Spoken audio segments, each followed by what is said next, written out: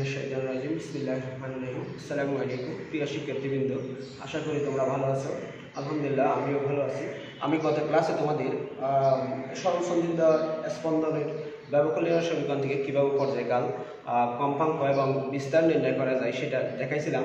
এছাড়াও সরল সঞ্চিত স্পন্দন গতির সমীকরণের কয়েকটা সমাধান নিয়ে আলোচনা করছিলাম। আজকে আমি একটা সমাধান দিয়ে ক্লাস শুরু করতে চাই। দেখো, এখানে লেখা আছে একটি সরল দোলক 0.9 সেকেন্ডে একবার ঠিক শব্দ করে। একবার ঠিক শব্দ করা মানে হচ্ছে এক অর্ধ দোলন সম্পন্ন করা, অর্থাৎ একবার ঠিক শব্দ করতে বা অর্ধ দোলন সম্পন্ন করতে সময় নেয় 0.9 সেকেন্ড। দোলকটির কার্যকর দৈর্ঘ্য কত? দোলকটির কি দৈর্ঘ্য কত? কার্যকর দৈর্ঘ্য কত? দেখো, আমরা জানি যে দোলনকাল টি হলে টি সমান আমরা জানি যে 2 square root of l by g। 2 square root of l by g। এখানে l হচ্ছে কার্যকর দৈর্ঘ্য, l হচ্ছে কি দৈর্ঘ্য? কার্যকর দৈর্ঘ্য। আমরা কার্যকর দৈর্ঘ্য কি সেটা বের করব। একবার ঠিক দেওয়া মানে অর্ধ দোলন। অর্ধ দোলন মানে হচ্ছে t/2। t/2 মানে হচ্ছে 0.9 সেকেন্ড। কাইন্ডলি ভালো করে বোঝার চেষ্টা করবা। বা t সমান আমরা লিখতে পারি 2 * 0.9 সেকেন্ড বা 9 × 18 1.8 সেকেন্ড। দেখো, আমার এখানে কি দরকার? g দরকার। g সমান আমরা জানি 9.8 মিটার পার সেকেন্ড স্কয়ার। ফাই এর মানটা আমরা জানি। এখান থেকে আমরা যদি এখন t সমান 2 square root of l by g সমীকরণে উভয় পাশে বর্গ করি, তাহলে t স্কয়ার সমান 4 স্কয়ার l বাই g। আমার l এর মান দরকার। বা l সমান আমরা লিখতে পারি, দেখো l সমান আমরা কি লিখতে পারি? t square g by 4 square. t square g by 4 square. এখন t এর মান বসাবো 1.8 whole square into 9.8 4 into 3.1416 whole square.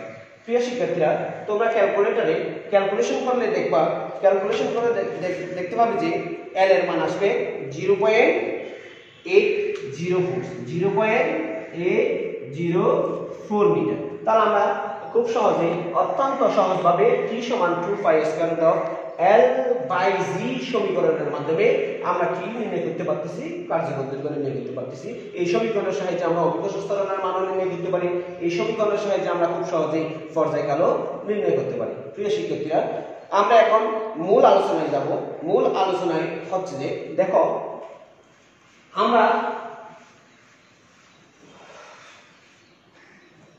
সরল দৈর্ঘ্য সম্পন্ন কণার সরল দৈর্ঘ্য সম্পন্ন কণার সরল সঞ্চিত স্পন্দন থেকে আমরা কি করি? সরল দৈর্ঘ্য সম্পন্ন কণার আমরা গতকালকে সরল দোলকের 4টা সূত্র পড়ছিলাম। আজকে আমরা সরল দৈর্ঘ্য সম্পন্ন কণা বা সরল দৈর্ঘ্য কোন কোন কাজে ব্যবহৃত হয় বা সরল দৈর্ঘ্যের ব্যবহার নিয়ে আলোচনা করব। সরল দৈর্ঘ্যের ব্যবহার। সরল দৈর্ঘ্যের ব্যবহার। দেখো, সরল দৈর্ঘ্যের ব্যবহার। সরল দৈর্ঘ্য 1 নাম্বার অভিকর্ষ ত্বরণ নির্ণয়ে, অভিকর্ষজ ত্বরণ নির্ণয়ে সরল দৈর্ঘ্য ব্যবহার করা যায়। 2 নাম্বার উচ্চতা নির্ণয়ে। কিসের উচ্চতা? কোন পাহাড়ের উচ্চতা নির্ণয়ে, পাহাড়ের উচ্চতা নির্ণয়ে সরল দৈর্ঘ্য ব্যবহার করা হয়। 3 নাম্বার খনির গভীরতা নির্ণয়ে, খনির গভীরতা নির্ণয় করা যায়। 4 নাম্বার কি করা যায়? সময় পরিমাপ করা যায়। সময় পরিমাপ করা যায়। 5 নাম্বার স্প্রিং ধ্রুবক নির্ণয় করা যায়। স্প্রিং ধ্রুবক নির্ণয় করা যায়। দেখো, তাহলে আমরা সরল দৈর্ঘ্য ব্যবহার করে আমরা প্রথমে অভিকর্ষ ত্বরণ নির্ণয় করতে পারি। সরল দৈর্ঘ্য ব্যবহার করে আমরা পাহাড়ের উচ্চতা নির্ণয় করতে পারি। সরল দৈর্ঘ্য ব্যবহার করে আমরা খনির গভীরতা নির্ণয় করতে পারি। সরল দৈর্ঘ্য ব্যবহার করে আমরা সময়ের পরিমাপ করতে পারি। সরল দৈর্ঘ্য ব্যবহার করে আমরা স্প্রিং ধ্রুবক নির্ণয় করতে পারি। প্রিয় শিক্ষার্থীরা, আমরা ধীরে ধীরে প্রত্যেকটা টপিকস নিয়ে আলোচনা করব। প্রথমে আমি অভিকর্ষ ত্বরণ কিভাবে নির্ণয় করব সেটা আলোচনা করতে চাই। অভিকর্ষ ত্বরণ নির্ণয়। দেখো, অভিকর্ষ ত্বরণ নির্ণয় আমি একটু সংক্ষেপে করার চেষ্টা করব। অভিকর্ষ ত্বরণ নির্ণয়। দেখো, অভিকর্ষ ত্বরণ নির্ণয় কিভাবে নির্ণয় করতে পারি? আমরা জানি যে পর্যায়কাল কার্যকর দৈর্ঘ্যের সমানুপাতিক, কার্যকর তালিকার বর্গমূলের সমানুপাতিক এবং অভিকর্ষ ত্বরণের বর্গমূলের ব্যস্তানুপাতিক। যদি পর্যায়কাল t হয়, t সমান আমরা লিখতে পারি 2 pi square root of l/g। দেখো আমি উভয় পাশে যদি বর্গ করি তাহলে t স্কয়ার সমান 4 পাই স্কয়ার l/g বা g সমান t স্কয়ার, দেখো g সমান 4 pi square into l/t square. দেখো এই সমীকরণ, এটাকে যদি আমি এক নম্বর সমীকরণ দিই, এই সমীকরণে l, t এবং ফাই এর মান বসালে আমরা কার মান পাবো? অভিকর্ষ ত্বরণের মান পাবো। অর্থাৎ আমরা এক নম্বর সমীকরণ প্রয়োগ করে যে কোনো জায়গায় বা আমরা এক নম্বর সমীকরণ প্রয়োগ করে কোন একটি স্থানে অভিকর্ষ ত্বরণের মান নির্ণয় করতে পারবো। আশা করি প্রিয় শিক্ষার্থীরা তোমরা বুঝতে পারছো অভিকর্ষ ত্বরণের মান আমরা কিভাবে নির্ণয় করব। আমি এখন সমান্তরাল গতি প্রয়োগ করে পাহাড়ের উচ্চতা কিভাবে নির্ণয় করব সেটা দেখাবো। পাহাড়ের উচ্চতা নির্ণয়, পাহাড়ের উচ্চতা নির্ণয়। দেখো পাহাড়ের উচ্চতা কিভাবে নির্ণয় করব। দেখো মনে করি এটা পৃথিবী, এই পৃথিবীর ব্যাসার্ধ হচ্ছে r। পৃথিবী থেকে এই উচ্চতায় মনে করি একটি পাহাড় আছে,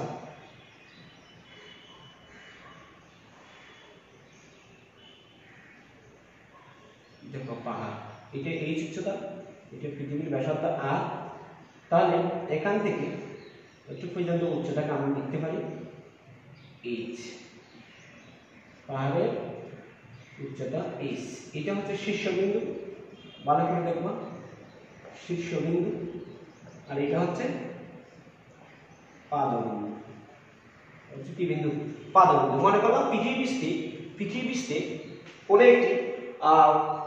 পৃষ্ঠে কোনো বস্তুর অভিকর্ষ ত্বরণ g এবং এই উচ্চতায় পাহাড়ের শীর্ষবিন্দুতে অভিকর্ষ ত্বরণ g প্রাইম। আমি আবার বলতেছি, আর ব্যাসার্ধ বিশিষ্ট একটি পৃথিবী পৃষ্ঠের উপর একটি পাহাড় অবস্থান করে, এই পাহাড়ের উচ্চতা হচ্ছে h। আমি মনে করলাম পৃথিবী পৃষ্ঠে অভিকর্ষ ত্বরণ g এবং পাহাড়ের শীর্ষবিন্দুতে অভিকর্ষ ত্বরণ g প্রাইম।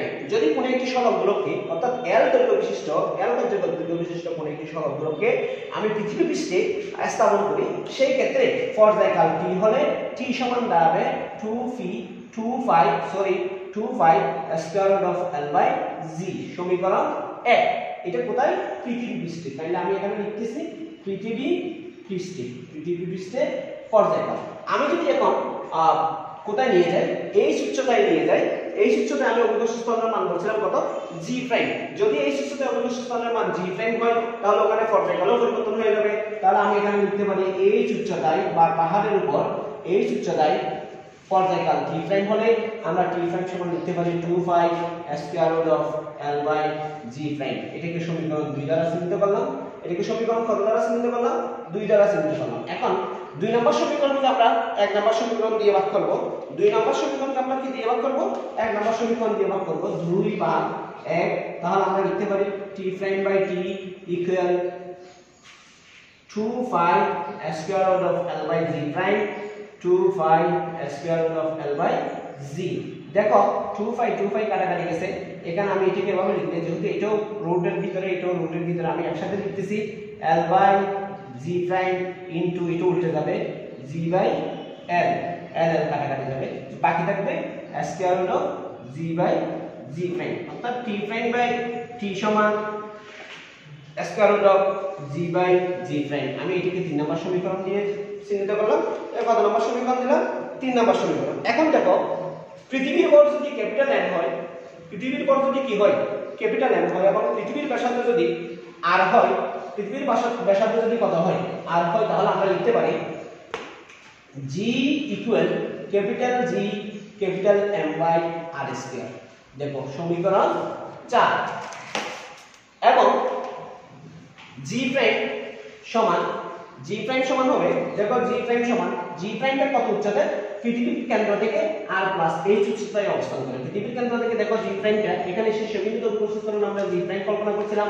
শীর্ষবিন্দুতে অভিকর্ষ ত্বরণ যদি g প্রাইম হয় তাহলে আমরা g প্রাইম সমান g প্রাইমের উচ্চতাটা লিখতে পারি, g প্রাইম যেই জায়গায় অবস্থান করে সেই জায়গার উচ্চতা হবে r প্লাস h। তাহলে g প্রাইম সমান হবে G capital M by r plus h whole square. সমীকরণ 5 সমীকরণ কত 5 এখন আমি সমীকরণ 4 কে সমীকরণ 5 দ্বারা যদি ভাগ করি সমীকরণ 4 কে সমীকরণ 5 দ্বারা ভাগ করি 4 ভাগ 5 তাহলে আমরা পাই g by g prime equal আমি সরাসরি লিখতেছি কাইন্ডলি একটু বোঝার চেষ্টা করি gm বাই r স্কয়ার এটা দিয়ে ভাগ করলে এই ভাগটাকে যদি আমি গুণ করি তাহলে উল্টে যাবে উল্টে গেলে অর্থাৎ আমি g কে g প্রাইম দিয়ে ভাগ করতেছি g এর মান ছিল gm by r square g prime এর মান ছিল gm by r plus s whole square দুটোই ভগ্নাংশ একটা ভগ্নাংশকে আরেকটা ভগ্নাংশ দিয়ে ভাগ করার সময় গুণ প্রয়োগ করে অর্থাৎ মাল্টিপ্লিকেশন প্রয়োগ করে সেটাকে কি করতে হয় দিতে হয় উল্টে দিতে হয় তাহলে r plus s whole square by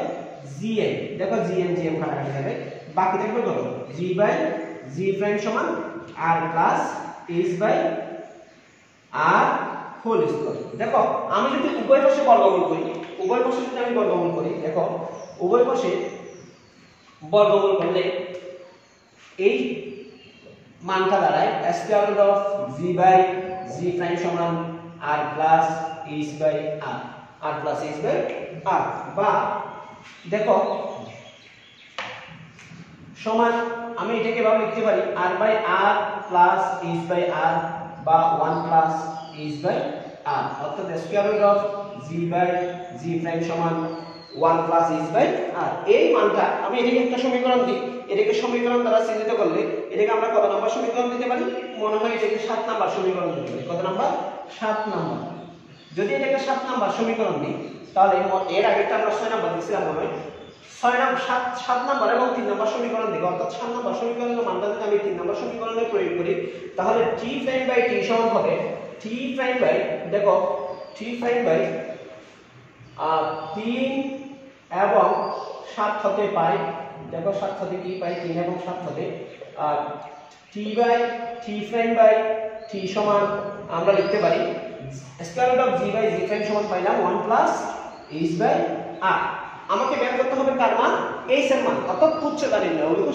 সরল দৈর্ঘ্য সম্পন্ন কণার ধুলার মাধ্যমে আমরা কি নির্ণয় করব বলছিলাম পাহাড়ের উচ্চতা নির্ণয় করব বলছিলাম তাহলে h ইকুয়াল আমরা কি লিখতে পারি দেখো h ইকুয়াল বা h বাই r সমান t prime by t minus 1 t prime by t minus 1 দেখো বা h equal t prime by t minus 1 into r সমীকরণ 8 টাইম একটু বুঝার চেষ্টা করবা সমীকরণ 8 দেখো আবার আমি এটাকে এভাবেও লিখতে পারি t প্রাইম বাই t সমান আমরা পাইছিলাম square root of g by g prime square root of t by t prime অথবা আমরা এটা এই সমীকরণটাকে আমরা এভাবেও লিখতে পারি h equal t by t prime এর মান হচ্ছে t প্রাইম বাই t এর মান হচ্ছে square root of g by g prime minus 1 into r সমীকরণ 9 এই সমীকরণ 8 বা সমীকরণ 9 হলো পাহাড়ের উচ্চতা নির্ণয়ের সমীকরণ সমীকরণ 8 বা সমীকরণ 9 হলো পাহাড়ের কি নির্ণয়ের সমীকরণ উচ্চতা নির্ণয়ের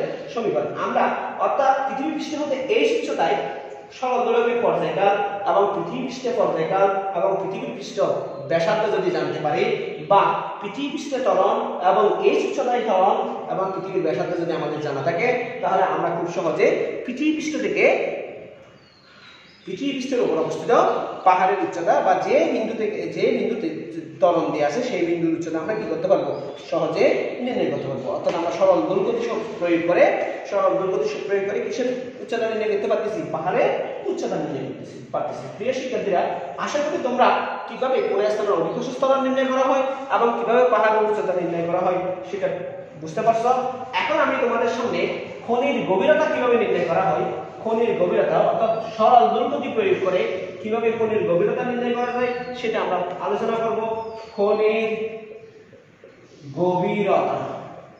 গভীরতা নির্ণয় তাইলে একটু দেখো খনির গভীরতা কিভাবে নির্ণয় দেখো আমি পৃথিবী আধার এটা একটা পৃথিবী মনে করো এটা পৃথিবীর কেন্দ্র এটা পৃথিবীর ব্যাসার্ধ r দেখো পৃথিবী পৃষ্ঠ থেকে h গভীরতায় সম্পন্ন একটি খনি আছে মনে করলাম এই গভীরতাটা হচ্ছে h পৃথিবী পৃষ্ঠ থেকে কত গভীরতায় h গভীরতায় দেখো এটা যদি পৃথিবী পৃষ্ঠ থেকে h গভীরতা সম্পন্ন খনি হয় তাহলে খনির নিম্ন প্রান্ত পৃথিবীর কেন্দ্র থেকে r মাইনাস h উচ্চতায় অবস্থান করবে r মাইনাস কত উচ্চতায় অবস্থান করবে h উচ্চতায় অবস্থান করবে এই আমি এই r মাইনাস h উচ্চতা বিশিষ্ট একটি গোলক কল্পনা করলাম, আর মাইনাস এইচ উচ্চতা বিশিষ্ট একটি কল্পনা করলাম, গোলক কল্পনা করলাম। আমি আবার শুরু থেকে বলতেছি, আমি মনে করলাম পৃথিবী পৃষ্ঠ থেকে এইচ গভীরতা সম্পন্ন একটি খনি রয়েছে। খনির গভীরতা, খনির তলদেশ পৃথিবী পৃষ্ঠ থেকে এইচ গভীরতায় অবস্থান করে এবং খনির তলদেশ পৃথিবীর কেন্দ্র থেকে আর মাইনাস এইচ উচ্চতায় অবস্থান করে। আর মাইনাস কত উচ্চতায় অবস্থান করে?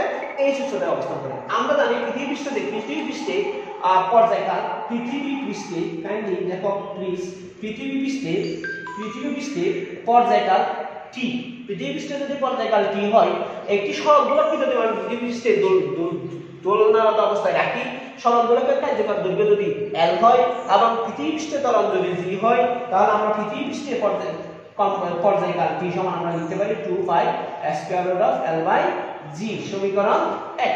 দেখো আমি এইচ গভীরতায় অর্থাৎ খনির তলদেশে যদি সরল গোলকটাকে নিয়ে যাই, খনির তলদেশে অভিকর্ষ ত্বরণের মান পরিবর্তন হয়ে যাবে।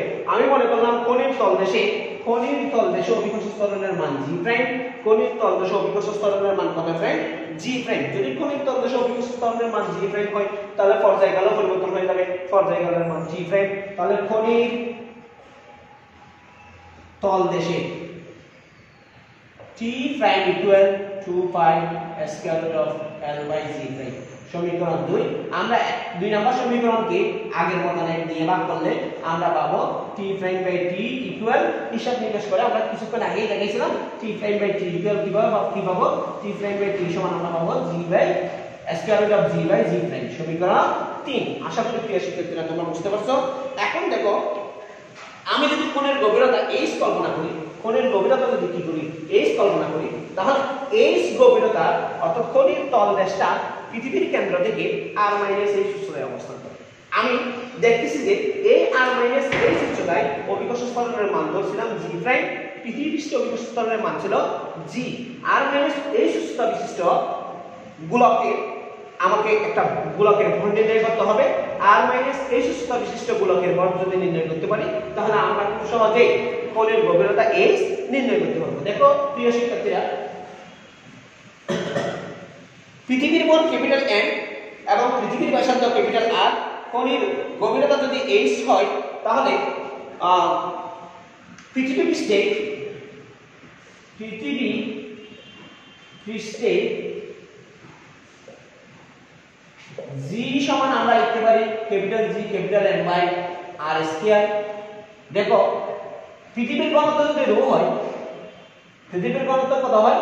রো হয়, এবং পৃথিবীর আয়তন যদি v হয়, তাহলে আমরা লিখতে পারি রো সমান m বাই v, রো সমান m বাই v। দেখো এখান থেকে আমরা লিখতে পারি m সমান রো v, m সমান কত?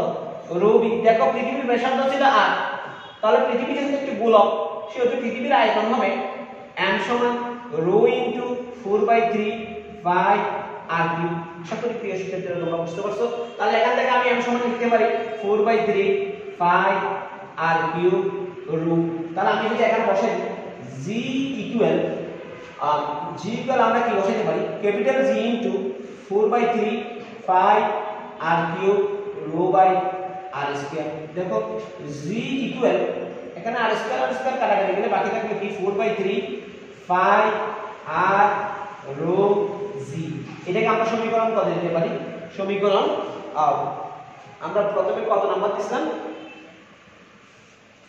এটাকে আমরা সমীকরণ 4 নাম্বার দিই। কত নাম্বার দিই? 4 নাম্বার দিই।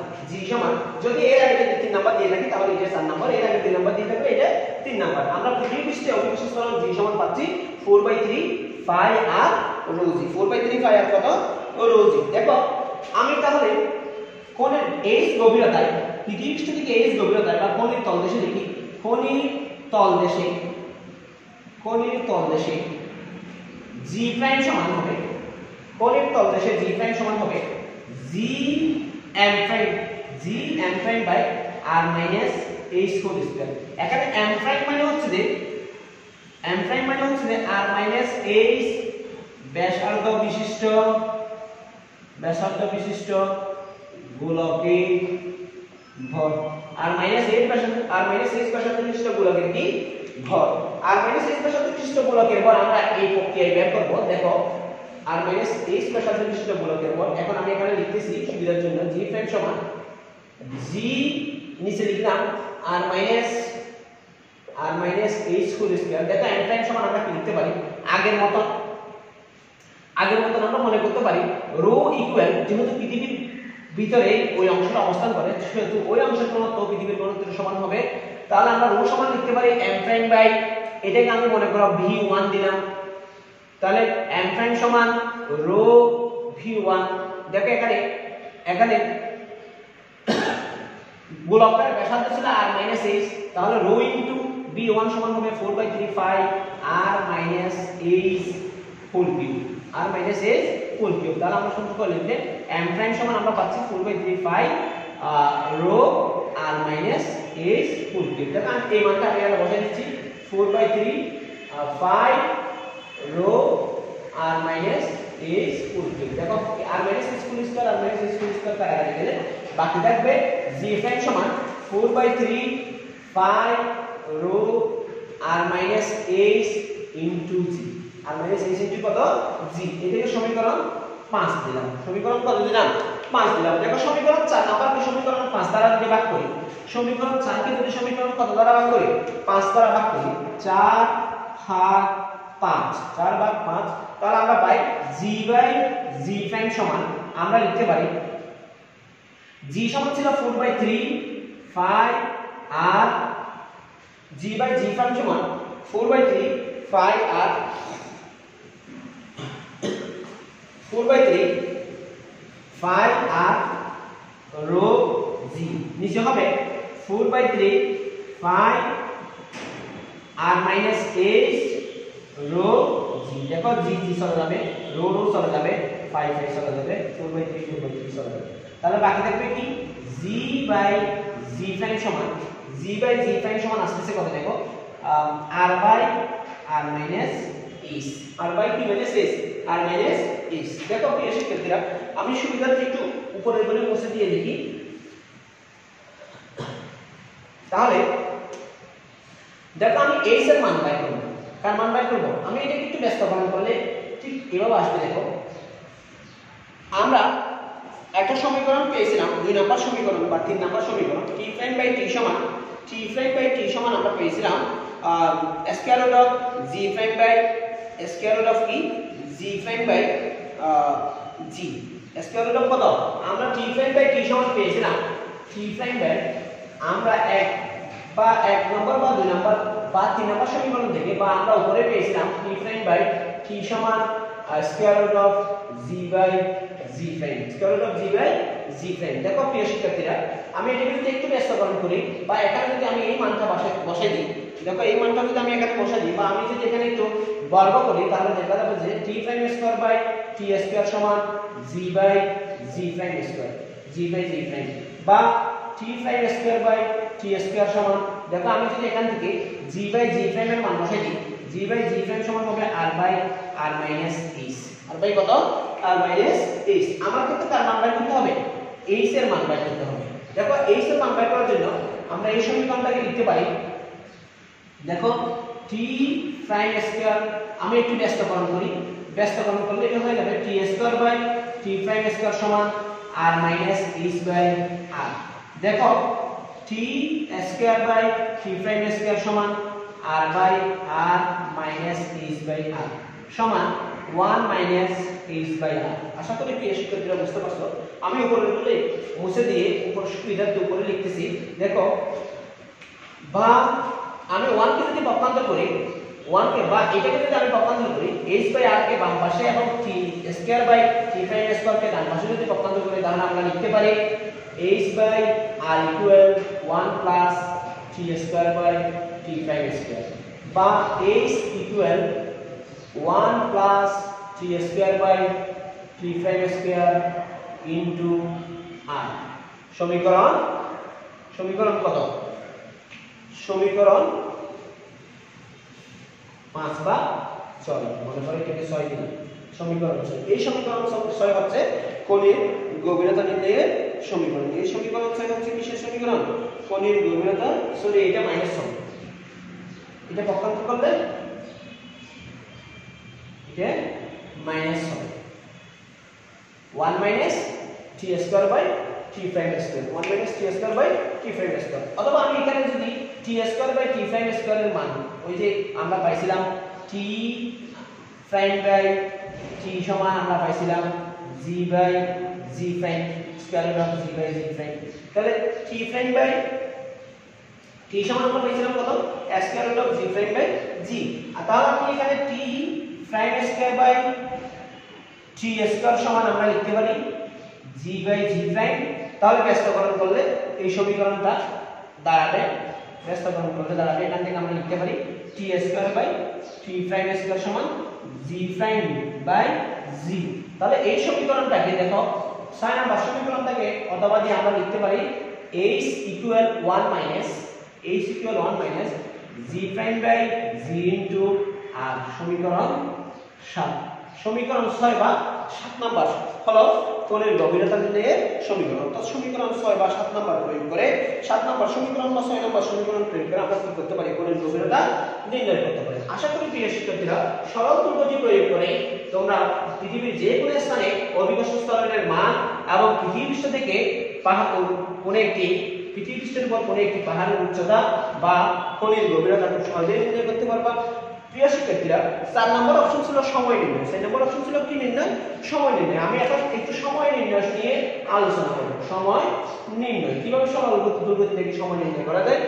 আমরা জানি যে যদি কোন একটি L পরিমাণ বিশিষ্ট L কার্যকর দৈর্ঘ্য বিশিষ্ট সরল দোলক সরল সম্পূর্ণ মানে সরল দোলকের দোলনকাল t হয়, তাহলে আমরা t সমান পেয়েছিলাম 2 পাই, t সমান আমরা পেয়েছিলাম 2 pi square root of L by g।